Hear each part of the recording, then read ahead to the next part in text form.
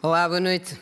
Bem-vindos ao Girassol Jornal. No mercado, o cenário é de apertos, tanto mantém-se em relação aos preços que continuam a subir, fruto de uma onda preocupante de especulação. Sobre o assunto, o jornal traz opiniões que têm a ver com medidas que devem ser tomadas com a necessária urgência para que se dê a volta à situação.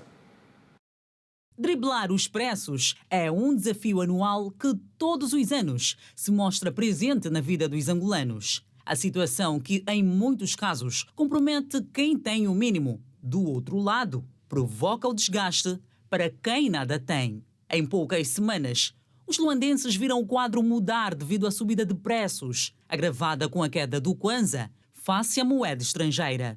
Até sexta-feira, a nota de dólar estava a 83 mil kwanzas. Isso causou um impacto social muito destrutivo na vida do povo.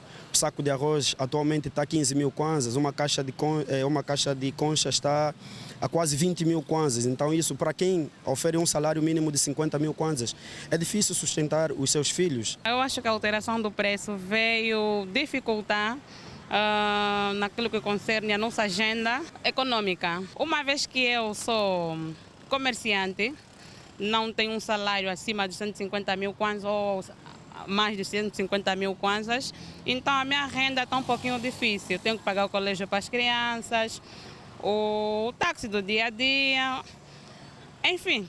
Alterou muita coisa. Comparado aos anos anteriores, 2023, que está apenas no final do primeiro semestre, já é considerado por alguns consumidores como um dos anos mais difíceis. Os anseios continuam voltados na redução dos preços e, quiçá, num aumento salarial. Imaginemos se quando esteve 8 mil, poucos tinham a possibilidade de comprá-lo, teriam que fazer o chamado sócio. Agora a 13 mil, a FUBA de 7 a 14 mil. O que será daquelas pessoas que não têm esta tal possibilidade ou aqueles que têm um ordenado abaixo de 50 mil kwanzas? Tanto no mercado informal como no formal, os impactos no bolso de quem compra são igualmente visíveis. Para este economista, é fundamental que as autoridades apostem em medidas paliativas, de formas a corrigir o problema permanentemente. O que precisa ser feito é devolver o poder de compra das famílias angolanas. E como nós podemos fazer isso? A devolução do poder de compra das famílias angolanas vai passar por duas vias. Por um lado, é a desoneração fiscal. Precisamos reduzir o IVA. Precisamos olhar todos aqueles produtos da cesta básica com alguma carga fiscal e reduzirmos essa carga fiscal. Isso vai permitir com que o produto esteja a ser comercializado a um preço melhor para as nossas famílias. E, por outro lado, é devolver o poder de compra das nossas famílias a partir de redução, por exemplo, de um imposto, como é o caso do IRT. Nós precisamos fazer com que o salário das nossas famílias sirvam, de facto, para o mínimo, não é, que é o consumo. Lançada em 2021, a Reserva Estratégica Alimentar é uma iniciativa do Executivo que visa regular o mercado e influenciar a baixa de preços de produtos alimentares essenciais que integram a cesta básica. Existem produtores a nível da nossa agricultura. A grande questão que os nossos produtores têm é a falta de capacidade para escoarmos esses produtos, ou seja, tirar os produtos dos campos para trazer aos grandes mercados. A Reserva Estratégica Alimentar deve ir ao encontro desta produção, para que essa produção consiga chegar nos grandes mercados nacionais. Outros assuntos em destaque no Girassol Jornal de hoje. Posse de quem comanda o Banco Central de agora em diante e os desafios colocados sobre a mesa. As razões que estiveram na base das dificuldades enfrentadas hoje para quem depende de táxi em Luanda. Exploração do petróleo e novos blocos adjudicados. O rico café da Gabela, potencialidades na região que tem tudo para dar mais. O essencial sobre a 38ª edição da Feira Internacional de Luanda, lançada hoje.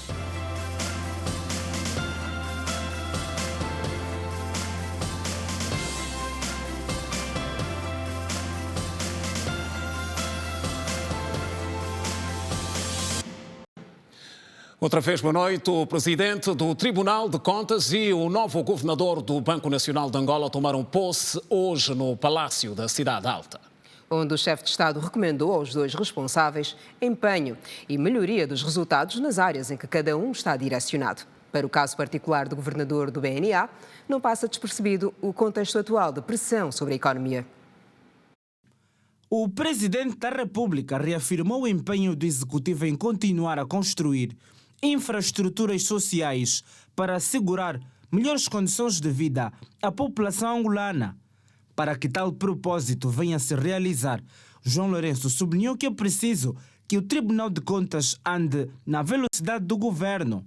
João Lourenço falava esta manhã na cerimônia de empossamento do novo juiz conselheiro, presidente do Tribunal de Contas. O Executivo está a um ritmo que eu considero bom e pensamos acelerar ainda mais.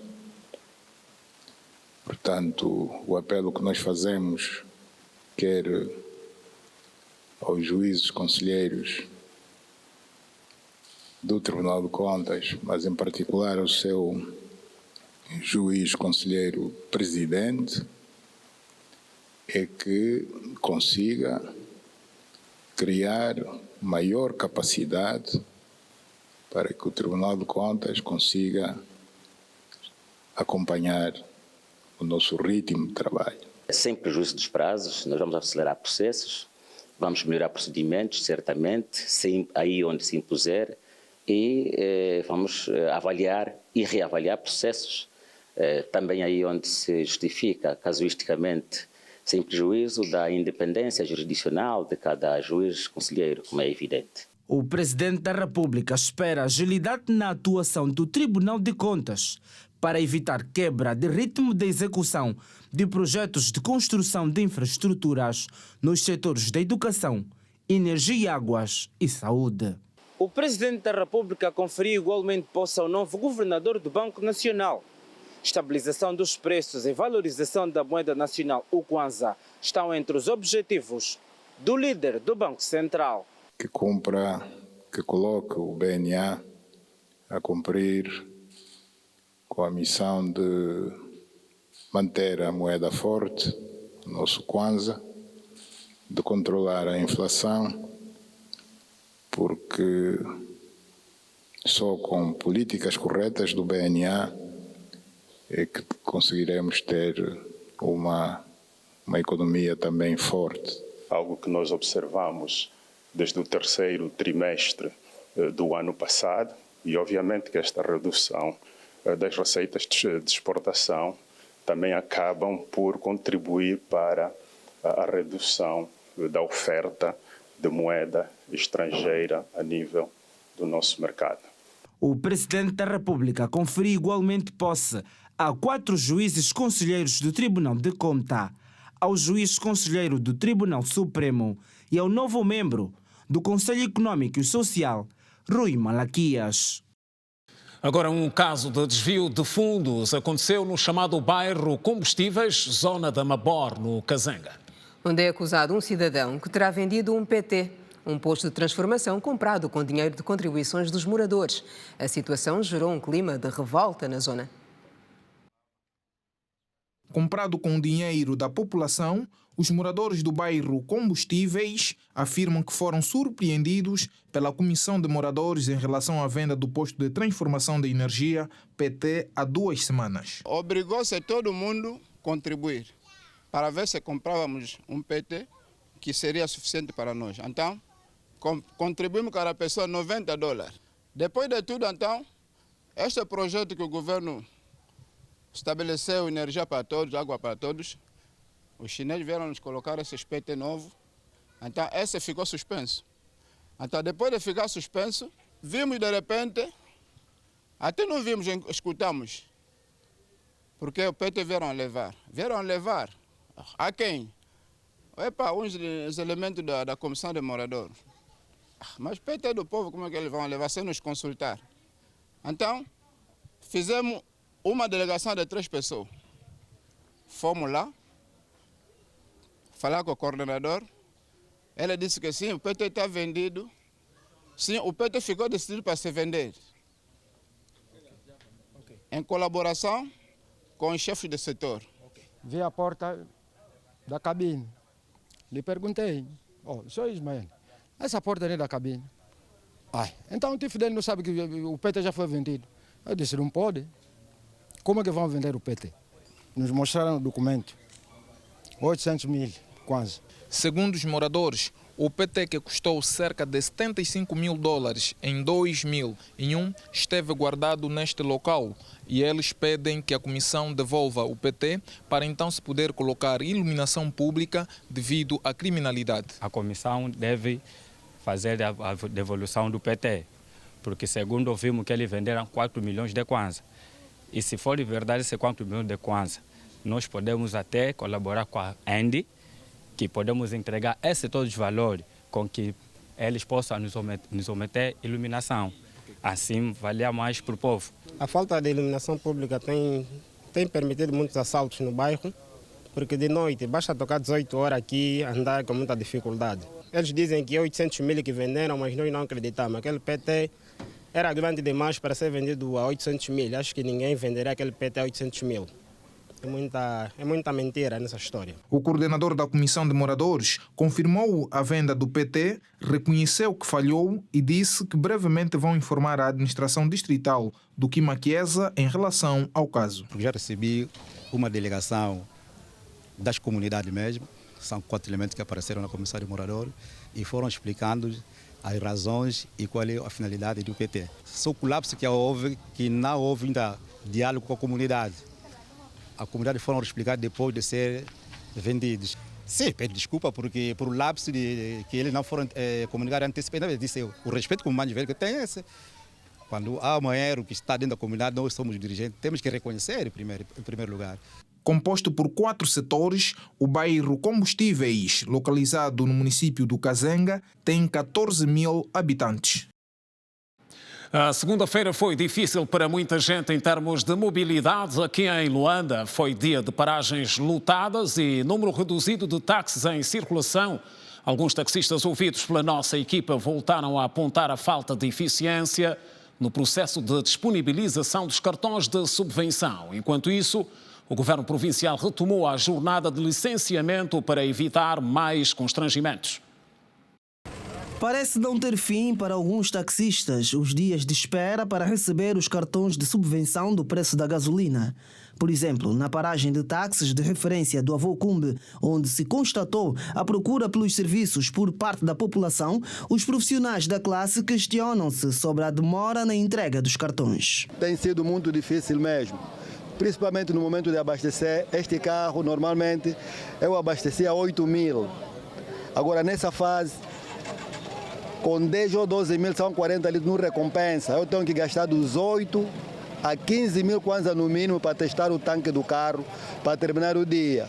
Com o trabalho que nós fizemos, não conseguimos daquilo que nós conseguimos antigamente, que não estamos conseguindo. Mesmo tais cartões estão a dizer aqui que vai vir cartões, mas não estamos a ver nada. Tarde ou cedo, o táxi poderá subir e esse é um caso sério contra a população. Aqui, os taxistas já estudam a possibilidade de paralisar os serviços, atendendo os atuais elevados custos para abastecer as viaturas. São muitos os taxistas que já efetuaram o licenciamento das suas viaturas para adquirirem o cartão de subvenção que até agora não lhes é entregue. Uma situação que está a dificultar o seu trabalho diário. Como há essa morosidade que está se a resistir, por isso é que nós estamos a pensar em parar.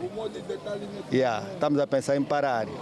Nós só não estamos a parar porque ainda não estamos assim bem coordenados, senão a intenção é de pararmos até quando o governo vê mesmo a nossa situação. Queremos celeridade, né? Porque uma vez que eu tenho licença e a promessa do cartão, então eu preciso para ver se diminui os custos, pelo menos. Uma eventual paralisação é o que menos se espera por parte de quem sobrevive com a gestão das famosas placas. Uma possível paralisação irá de prejudicar só não os brigadistas, mas todos aqueles que têm se encontrado nas paragens de táxi, seja os passageiros, as mamães zungueiras, que também dependem da movimentação, porque se tivermos uma paralisação é mesmo um caso, é um bocadinho complicado para todos nós. Os mototaxistas que já receberam os cartões falam sobre os seus benefícios.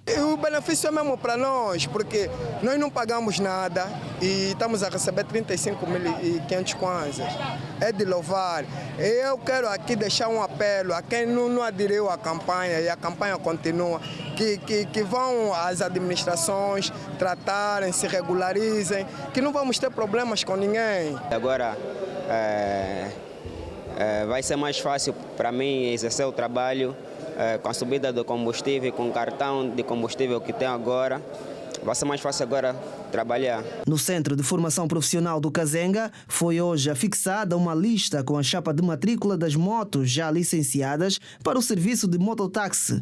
Neste local, mais de 20 cartões foram entregues. Em vez de vir cá fazer a fila, vem diretamente ter contato com a lista para verificar se na verdade a matrícula dele consta ou não. Os que constam, diretamente a levantar o cartão e exercer a sua atividade para não passar o dia todo aqui. Desde domingo da semana finda até hoje, já entregamos 28 cartões para a atividade de mototáxi. De salientar que a campanha de cadastramento e licenciamento massivo de mototáxi, táxis coletivos, gira-bairro e embarcações de pesca artesanal decorre desde o dia 27 de abril último em todo o país, nas administrações municipais. É daqui a pouco. E avançamos agora com reflexões em torno do 19 de junho, que hoje se assinala, um dia mundialmente consagrado à consciencialização sobre a doença falciforme. A drepanocitose faz parte das menos conhecidas pela população no nosso meio. Dados oficiais mostram que no país aumentam cada vez mais o número de pessoas que padecem de anemia de células falciforme. 5 a 10% das pessoas no mundo é portadora da anemia falciforme, uma doença genética e hereditária que provoca a deformação dos glóbulos vermelhos, fazendo-os tomar a forma de meia-lua. Quem lida com esta doença no seu dia a dia fala dos desafios e dificuldades. Quando eu descobri, era na minha filha que agora tem 16 anos. Eu chorava muito pelas dores dela, ela não conseguia andar, não conseguia se meter de pé. Mas agora estou mais calma. Mas tivemos, desse longo tempo, tivemos muitas dificuldades. Teve muitos problemas de transfusão de sangue e teve paralisia cerebral, teve um AVC e graças a Deus continua a viver. A alimentação dela é mais base de verduras, frutas vermelhas, o ácido fólico e que ele tem que tomar todos os dias, não pode falhar, para a barriga não crescer e ficar muito grande. E bebe também um comprimido todos os dias, o hidroxureia. O hidroxureia não dão, só que fica mais caro. A pessoa não consegue trabalhar, o tempo é mais para eles, está sempre incomodado. Durante a minha infância toda, a adolescência, eu sempre fiz o máximo que as pessoas não soubessem. Mas depois de conhecer um projeto que ajuda as pessoas com esta patologia a aceitarem-se, eu consegui então sair desta escuridão. Comecei a aceitar-me isso há 3 anos. Se alguém olhar para mim e ver a coloração dos meus olhos, por exemplo, e perguntar o que é que tem, eu já consigo dizer, olha, já ouviu falar da anemia falciforme? A única forma que nós temos de evitar que mais crianças nasçam com essa doença é mesmo através do teste. Inaugurado em 2022, o Instituto Hematológico Pediátrico Doutora Vitória do Espírito Santo atende em média 150 consultas por dia, 60 a 70 pacientes nas urgências e uma variação de 15 a 20 de internamento. Só no primeiro semestre deste ano, o Instituto Hematológico Pediátrico registrou um aumento de 1000 casos da doença. O desafio desta instituição prende-se para os próximos tempos com o início da realização do transplante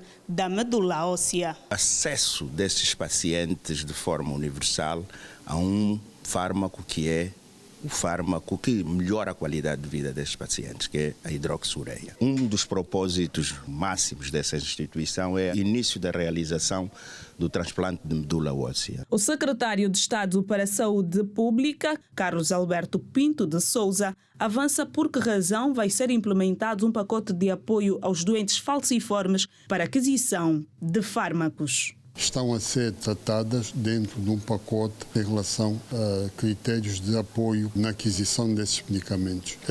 A abordagem do doente com célula falciforme tem que ser integrada desde, portanto, a família, a questão ligada à prevenção, tratamento e o acompanhamento. O mundo assinala hoje o Dia da Conscientização da Doença Falciforme, com o objetivo de aumentar o conhecimento e a compreensão do público sobre a doença. Falamos agora do reordenamento do comércio em Luanda, com foco nos novos esclarecimentos feitos hoje pelo governo da província. E que acontecem numa altura em que continuam encerrados alguns estabelecimentos nas zonas selecionadas. Os proprietários dos mais de 230 estabelecimentos comerciais encerrados pelo governo provincial de Luanda, no São Paulo, Ogiaenda e Kikolo, desde o passado dia 26 de maio, queixam-se de não terem sido previamente notificados e contam que a situação está a causar prejuízos financeiros, tanto para eles quanto para os seus empregados. Os prejuízos, para já um prejuízo social muito importante. Os comerciantes nas zonas afetadas têm de empregos diretos, mais de 1.500 empregos diretos, cerca de 2.000 empregos indiretos. Com o fecho dos armazéns e dos estabelecimentos, essas pessoas estão em casa. O comerciante a retalho vive o seu negócio daquilo que arrecada da venda do seu dia-a-dia. Se ele está mais 30 dias com o estabelecimento encerrado, como é que ele vai pagar impostos? Essas pessoas que trabalham direta e indiretamente, quando é que vão ver os seus empregos, a retoma dos seus empregos? Bom, a lei tem que ser cumprida. Nós não estamos a fugir dessa questão. Agora, temos é que procurar formas de minimizar o impacto da aplicação desta mesma lei. No encontro com o governador de Luanda, ficou-se a saber que existem empresas que pagam mal os seus trabalhadores e não pagam a segurança social. Portanto, os grandes constrangimentos são, sobretudo, da forma como é exercida a atividade comercial nestas localidades. Outros constrangimentos têm a ver com a forma também como são cuidados os trabalhadores, os funcionários, em alguns casos, com salários que não correspondem sequer o estabelecido como salário mínimo nacional. E o grupo técnico empresarial defende que a lei deve ser cumprida. O salário mínimo tem que ser respeitado, está na lei. O seu registro na Segurança Social tem que se cumprir, porque senão deixamos essa parte dos cidadãos numa situação muito vulnerável, muito arriscada para o seu futuro e para as suas famílias. E, portanto, os empresários têm que cooperar e colaborar para que se regularize a situação destes trabalhadores e se dê estabilidade a eles e às famílias. Mesmo pagando pouco, mas que tenham enfim, uma situação regularizada. Neste encontro que o governo provincial de Luanda manteve com os empresários, ficou-se a saber que vários armazéns que faziam a venda a grosso no perímetro da cidade já foram distribuídos em várias zonas comerciais, incluindo o Shopping Kikolo. Nós temos identificado espaços onde os empresários que têm atividade grossista podem se deslocar, alguns mesmo já estão a fazê-lo. Neste momento são 50 que já estão a ser transferidos para essas localidades e os outros, em função até desse encontro que tivemos hoje, estaremos a fazer a coordenação e a concertação para que possam seguir o mesmo caminho. Pelo que se vê, a zona do São Paulo, no distrito urbano do Sambizanga, registra agora uma fluidez no trânsito e na circulação de pessoas, fruto das ações no âmbito do reordenamento do comércio. Luanda foi hoje palco de um roadshow de adjudicação de blocos petrolíferos para exploração. O evento tem pela frente a Agência Nacional de Petróleo, Gás e Biocombustíveis. Fala-se de um total de 12 blocos, sendo 8 na bacia terrestre do Kwanza. Angola continua detentora de um potencial petrolífero considerável. Ainda assim, carece de aumentar o conhecimento geológico das suas bacias no que concerne à produção e exploração petrolífera. Nesta segunda-feira, a Agência Nacional de Petróleo, Gás e Biocombustíveis lançou o plano de licitações das concessões petrolíferas nas bacias terrestres do Congo e Kwanza, cujo potencial está estimado em 8 mil milhões de barris de petróleo, sendo 6 mil milhões na bacia do Kwanza e 2 mil milhões na do Congo. O objetivo aqui é desenvolver, portanto, o segmento petrolífero também no onshore no país e com isso trazemos novas reservas, novos recursos e nova produção para podermos então assegurar que haja sustentabilidade na atividade petrolífera do país. De acordo com o Ministro dos Recursos Minerais, Petróleo e Gás, Diamantino Azevedo, o país quer atrair cada vez mais investidores, tendo como base o bom ambiente de negócios neste setor. Estamos então a dar início à promoção desta licitação com o objetivo de atrair investidores nacionais e estrangeiros para atuarem sobre estes blocos e assim darmos mais um contributo para atenuar o declínio da produção e manter a sustentabilidade no setor de hidrocarbonetos. Esperamos então, com esta sessão, criar todas as condições para que os investidores saibam qual é o roteiro e todos os aspectos inerentes e também a informação geológica que existe sobre esses blocos e assim poderem preparar-se para, em setembro, quando se abrir oficialmente a licitação, todos terem as ferramentas necessárias para participar. A estratégia do Executivo angolano prevê que até 2025 sejam feitas mais de 50 concessões. Nesta segunda-feira, a Agência Nacional de Petróleo, Gás e Biocombustíveis apresentou 12 blocos prontos para a sua licitação nas bacias do Congo e do Kwanza. A intenção passa também por aumentar a produção e as reservas de petróleo em todo o território nacional. Para a classe empresarial, o ato realizado nesta segunda-feira se reveste de grande importância porque poderá contribuir para o aumento da empregabilidade neste domínio. Apresenta um mar de oportunidades para as empresas do setor petrolífero angolanas. Isso vai fomentar a nossa capacidade empregadora e massificar aquilo que são os projetos das empresas nacionais no setor petrolífero. Criar alguma robustez financeira às empresas nacionais do oil and gas e é uma grande oportunidade para o país, para as empresas novas no setor. Entrar para o mundo dos petróleos representa sempre um risco porque nunca sabemos o que é que vamos lá encontrar. Se bem que há blocos com muito mais potencial que outros, mas é sempre uma questão que se tem que levar em conta. Nunca sabemos quando é que vamos recuperar exatamente o investimento que se faz nesses blocos. E já foi lançada a edição 2023 da Feira Internacional de Luanda. O ato aconteceu durante uma conferência de imprensa realizada hoje. Até ao momento já confirmaram presença no evento mais de 500 expositores. Esta será a 38ª edição da FILDA.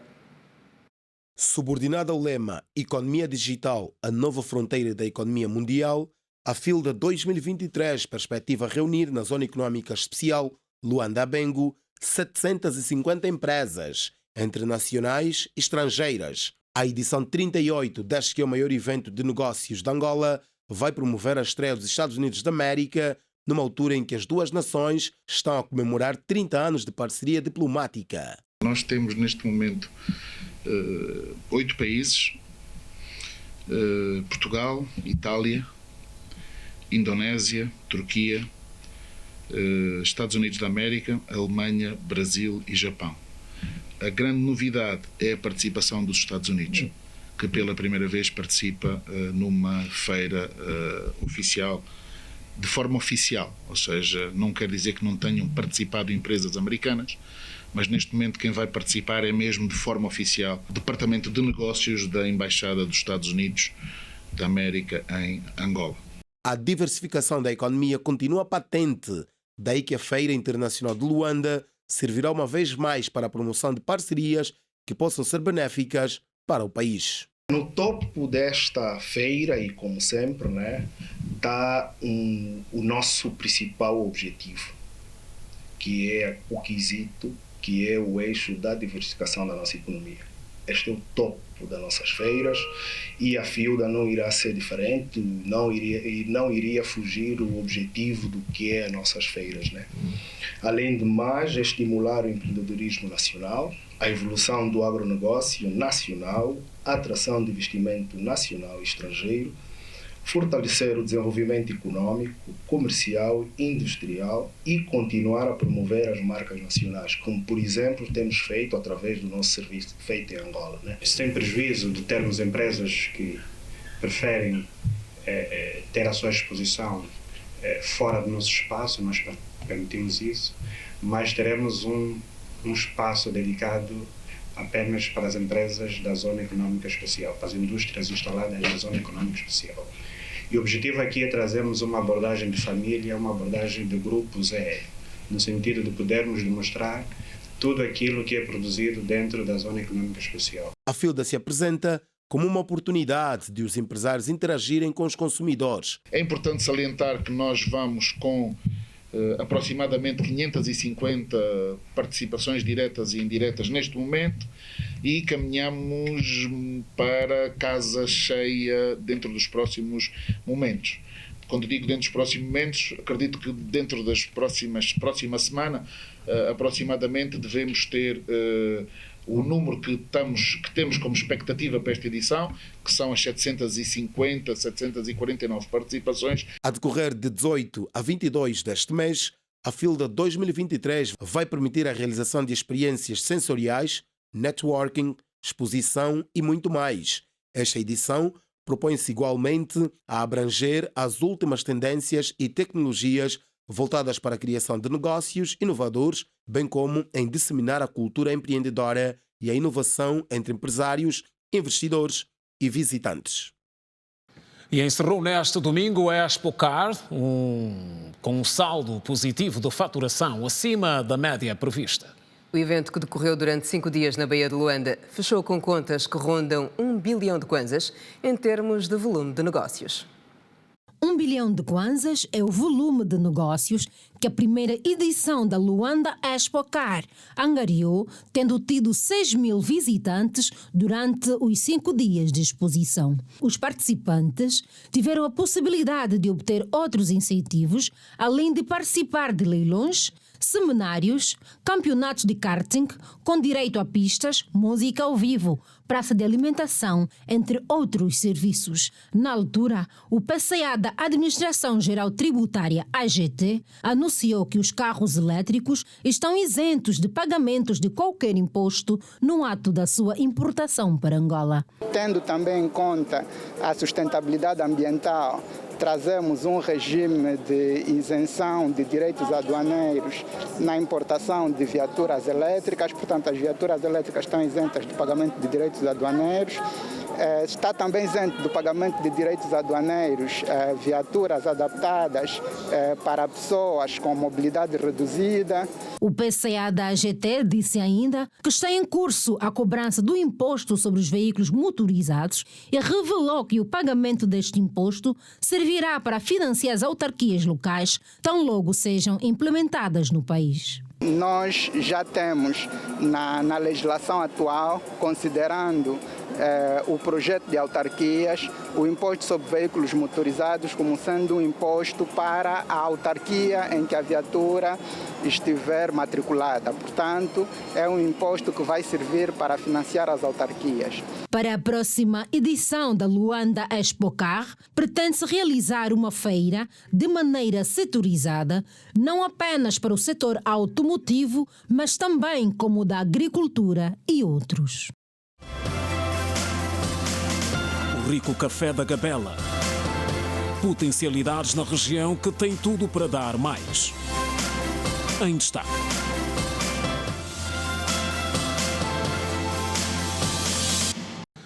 Tréguas no Sudão permitem quase normalidade, apesar da troca de acusações. Vamos saber mais sobre o assunto com Edna Firmino, que desenvolve a seguir o resumo da atualidade internacional. Edna, boa noite. Olá, Kina Santos, boa noite. Boa noite, Simão Mundula. Boa noite a todos. O Sudão viveu hoje um dos poucos dias de tréguas efetivas entre as partes em conflito, apesar da acusação das forças de apoio rápido de que o exército teria atacado uma delegação do Comitê Internacional da Cruz Vermelha. A calma prevaleceu tanto em Khartoum como na cidade vizinha de Durman, no segundo dia do cessar-fogo de 72 horas, o 12º desde o início dos combates. Outras notas internacionais, acompanhem. As assembleias de voto fecharam em Bamako, no Mali, às 18 horas deste domingo e iniciou-se o processo de contagem dos votos. Não foi divulgada uma data para a publicação dos resultados provisórios. As principais mudanças no novo projeto da Constituição incluem o fortalecimento dos poderes do presidente, a reforma das instituições e o reconhecimento das autoridades tradicionais. O supervisor do Tribunal Constitucional, Hamadou Sissoko, disse que ficou satisfeito com o processo de votação. Uma equipa de observadores de grupos da sociedade civil, apoiados pela União Europeia, relatou que mais de 80 assembleias de votos em Mopti, no centro do país, não abriram por insegurança. Os cidadãos votaram para uma nova Constituição. Cerca de 8 milhões de pessoas puderam votar no referendo. Subiu para 13 o número de mortos após a passagem do ciclone extratropical nesta quinta-feira. As tempestades causaram inundações, alagamentos e deslizamentos de terra que afetaram 41 cidades gaúchas e 31 catarinenses no Brasil, informou a Defesa do Rio Grande do Sul neste domingo. Mais de 3 mil pessoas estão desabrigadas, 4 pessoas estão desaparecidas. Segundo o Centro Nacional de Gerenciamento de Riscos e Desastres Naturais, o ciclone deslocou-se para o oceano e há riscos de vento na costa norte do Rio Grande do Sul. A preocupação agora será com as baixas temperaturas, já que o inverno começa na próxima semana. 9 cidadãos egípcios com idades compreendidas entre os 20 e 40 anos foram presos por causa do naufrágio na noite desta quinta-feira. Os suspeitos do naufrágio fatal compareceram perante um promotor grego hoje para ouvir as acusações contra eles, incluindo a de tráfico humano. Os 9 suspeitos chegaram ao tribunal de Kalamata, na Grécia, em viaturas da polícia e foram levados diretamente para o interior do tribunal. As autoridades disseram que eles enfrentam acusações de homicídio culposo por negligência, exposição de vidas ao perigo, naufrágio e tráfico humano. 78 pessoas morreram afogadas no desastre e 104 foram resgatadas quando um barco de pesca virou e afundou no passado 14 de junho no sul da Grécia. Da atualidade internacional é tudo. Kina e Simeão, boa noite. Continuação no último jornal. Boa noite, Edna. Muito obrigada pelas tuas informações. Ora bem, e falamos da produção de café a seguir. E você tem a oportunidade de saber mais sobre as potencialidades da Gabela. Um município da província do Kwanza Sul, que é referência desde o tempo colonial no que diz respeito à produção de café. E os frutos da dinâmica do relançamento mostram que a Gabela tem tudo para dar muito mais. A Gabela é uma cidade angolana localizada na província do Kwanza Sul, com um forte potencial turístico e agrícola. Na década de 70, o município do Amboim-Gabela foi o maior produtor de café a nível mundial. O desafio local é voltar a este patamar. Por isso, produzir e valorizar o café são as palavras de ordem. Eu tenho o sonho de ter de Angola voltar novamente àqueles índices que tinha antes de 75, que o café nós éramos o segundo maior produtor de café do mundo. O funcionário da Fazenda Giraú diz que, para si, o café é uma riqueza de Angola. O café, quer dizer, para mim, acho como uma riqueza do nosso país. Isso desde então, dos nossos avós, bisavós. Quando o colono já esteve cá, vinha mesmo com o contrato de produzirmos o café. E creio que é a mesma cultura que a gente está a seguir. Garanto que devemos ainda reforçar mais a produção do café. E nós temos muito olho focado naquilo que é o desenvolvimento social, quer a nível da empregabilidade, da formação profissional, e também queremos desenvolver um projeto do agroturismo aqui, principalmente vai representar uma grande oportunidade de nós aproveitarmos, de nós valorizarmos os jovens no domínio da formação. Depois de visitar a Fazenda Giraú, a caravana partiu para o ICA, um projeto que pertence ao governo. Aqui temos o INCA, Instituto Nacional do Café de Angola. Os jovens trabalham desde a plantação, colheita e até o escoamento. Graças a Deus, é o meu primeiro emprego. Desde o dia que eu comecei até hoje, estou a conseguir se sustentar normalmente. Em comemoração aos 61 anos de ascensão ao município, a administração municipal do Amboim realizou uma feira do café, cujo balanço foi positivo. O objetivo dessa feira não foi fazermos um show-off, não foi apertarmos a imprensa para fazermos show e vendermos a marca, mas também, acima de tudo, foi criar esta interação entre o produtor local, aquele que, por alguma dificuldade, não consegue escoar o seu produto, mas aqui nesta feira teve esta oportunidade em manter contactos com pessoas que têm esta capacidade. Ora bem, e jornalistas das províncias do Ige, Zaire e Cabinda beneficiaram de uma ação de capacitação. A formação foi em matéria de direitos humanos e mecanismos de proteção dos profissionais. Os jornalistas das províncias do Uís, Zaire e Cabinda recebem formação em matérias ligadas a direitos humanos e mecanismos de proteção dos profissionais. A iniciativa é do projeto A Voz do Jornalista em parceria com o sindicato e tem como objetivo capacitar os jornalistas para um bom exercício da atividade. Os participantes à formação reconhecem a necessidade de se atualizar os conhecimentos de forma periódica a fim de se construir um jornalismo equilibrado no país. Cada um quer se ver bem posicionado diante da imprensa. E às vezes, nesse querer ver-se bem como fonte, acaba beliscando a nossa posição como profissional. Então, há uma necessidade de nós estarmos cada vez mais preparados e podermos enfrentar isso da melhor forma possível para que o trabalho seja o mais isento possível. Esta formação serve de uma mais-valia, até porque falamos aqui de uma temática com que nos debatemos no dia a dia, o respeito à dignidade da pessoa humana, e enquanto fazedores de opinião temos que compreender quais são os nossos limites, quais são os nossos deveres, quais são as nossas obrigações e, acima de tudo, quais são os nossos direitos. Temos certeza que, se aplicarmos aquilo que foi realmente ensinado aqui, começamos a ter uma outra visão em termos daquilo que a nossa profissão diz respeito. Andamos todos nós, eventualmente, nas carteiras, nas escolas, para aprender os conceitos, mas esses conceitos têm que ser permanentemente recordados no sentido de realizarmos um trabalho público, e esse é fundamentalmente o trabalho jornalístico, um trabalho público de relevância. Direito à informação, liberdade de imprensa, são alguns dos temas que constaram da formação dada aos jornalistas ao nível da província de Cabinda. Teixeira Cândido, secretário-geral do Sindicato dos Jornalistas, disse que a formação vai continuar para que os profissionais continuem a exercer a sua profissão com qualidade. Nós entendemos que não podemos falar de liberdade de imprensa se nós, os profissionais, não dominamos as ferramentas que regulam a nossa atividade profissional, primeiro. Segundo, nós temos que ter, de facto, conhecimentos profundos, não é?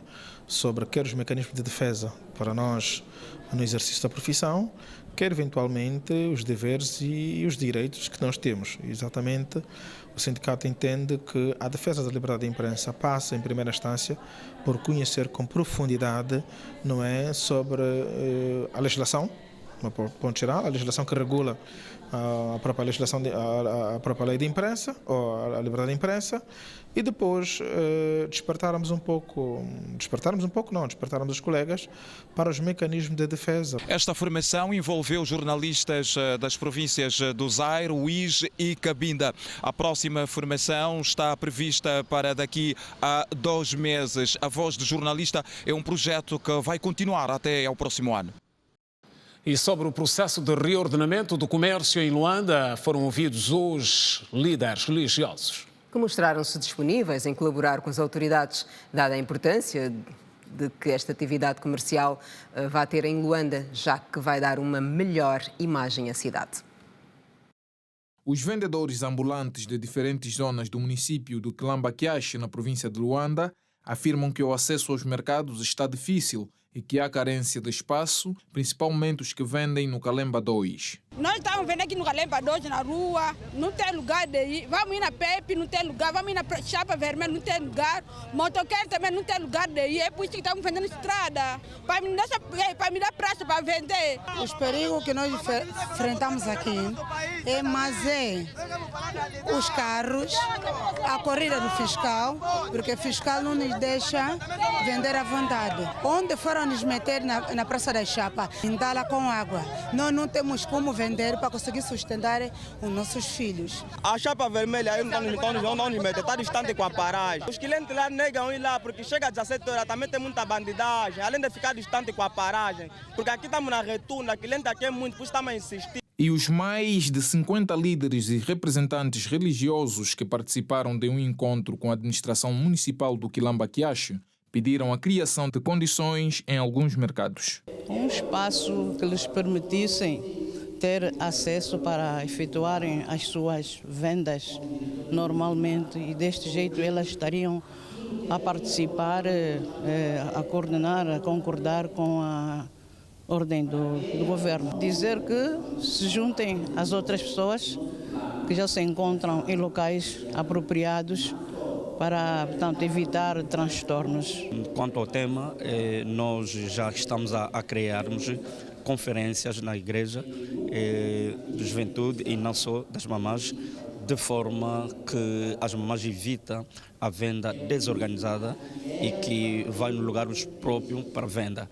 Do outro lado, nós estamos a escrever e a chamar a administração local de forma a localizar os sítios apropriados. Nós, como pastor, temos a capacidade, temos a autoridade, não é, de comunicar, de sensibilizar, não é, a nossa comunidade para que realmente a venda ambulante na via, na estrada, isso é uma desordem autêntica à sociedade. No encontro de hoje, a administração municipal do Quilamba Quiache prometeu criar todas as condições nos mercados. A maioria parte das vendedoras com que estamos a falar frequentam as igrejas. Então, daí viemos com essa ideia de conversarmos com os líderes religiosos para poderem nos ajudar na vertente da sensibilização, na moralização, para que as pessoas vendam nos locais próprios, que são os mercados. Temos lugares nos mercados na qual que as mamães devem ir para evitarmos as consequências daquilo que temos registrado, os acidentes. Então, não é isso que nós queremos para as nossas famílias. O que nós aconselhamos é as condições vão sendo criadas paulatinamente, mas nesse momento todos os mercados do município do Quilamba Quiache têm condições mínimas para o recomeço. As novas, as antigas têm condições. No encontro participaram cerca de 63 líderes e representantes religiosos. Dados da administração municipal do Quilamba Quiache indicam que existem cerca de 3.000 lugares vazios nos mercados. Terminamos assim a primeira edição da semana do Girassol Jornal. A todos votos de continuação de excelente noite. Nós voltaremos a estar juntos amanhã, à mesma hora. A seguir tem The Blacklist. Até amanhã.